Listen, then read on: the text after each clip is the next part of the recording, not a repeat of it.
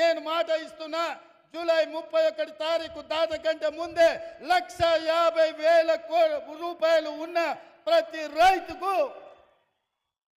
మళ్ళీ రెండో విడత ఖచ్చితంగా 30 తారీఖు జూలై దాటకంటే ముందే 1,50,000 రూపాయల మీ బాకీని చెల్లించి రైతు రుణం తీర్చుకుంటా అని చెప్పి ఈ కల్వకుర్తి గడ్డ మీద నుంచి నేను మాట ఇస్తున్నా. ఇదే కాదు, 2 తారీఖు నుంచి 14 తారీఖు వరకు నేను విదేశీ పర్యటనకు వెళ్తున్నా.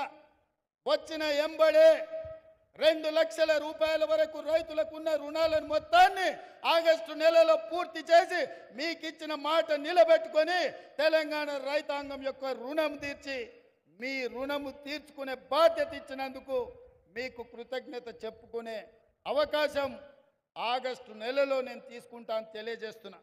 అందుకే